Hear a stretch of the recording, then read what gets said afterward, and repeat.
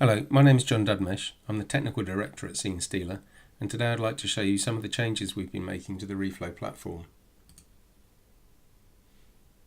We've incorporated the asset library from the old builder, and you should find it's much faster than it was before, with all the same features and functionality.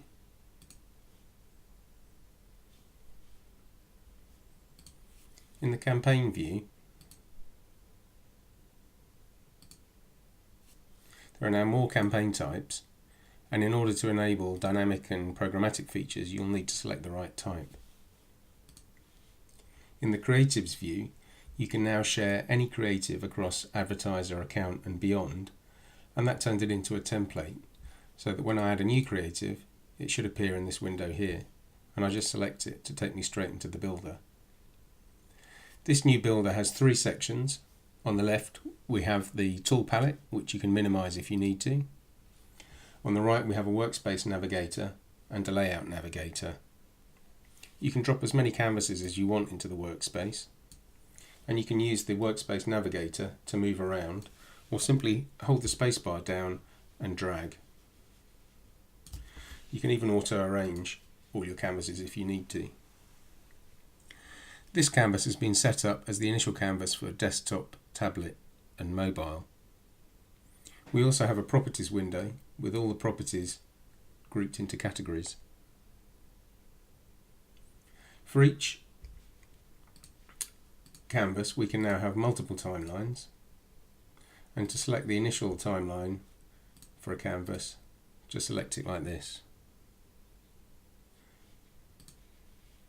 Individual layers can be dragged around, and you'll see that we now have drag handles which allow us to resize, but you can still just enter it as you want. In order to replace an asset, just find a new one in the asset library, and holding the shift key down, drag and drop. We've also added some SVG shapes like a rectangle, which again you can just drag and place.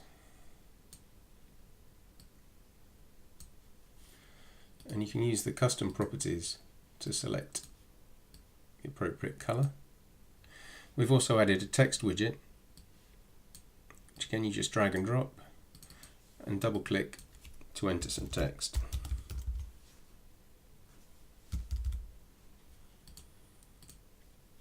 We have a fonts window, and you can drag and drop fonts from the asset library and then use these directly in the builder.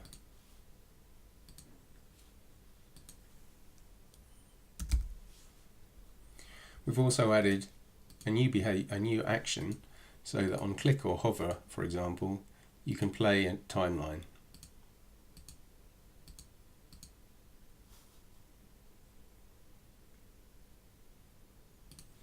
If you want to use the dynamic widgets, tell the creative that you're going to use the feed, and then you can simply drag and drop.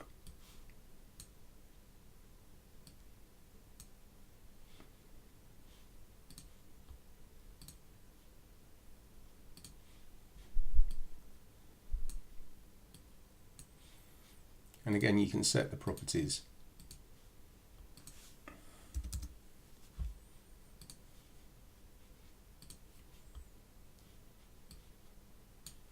Like so.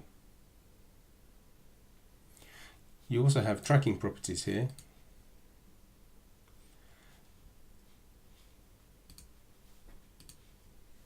And you can turn any creative property into a line item variable. And for more information about this, please contact us and we'll be happy to show you how to use it in more detail.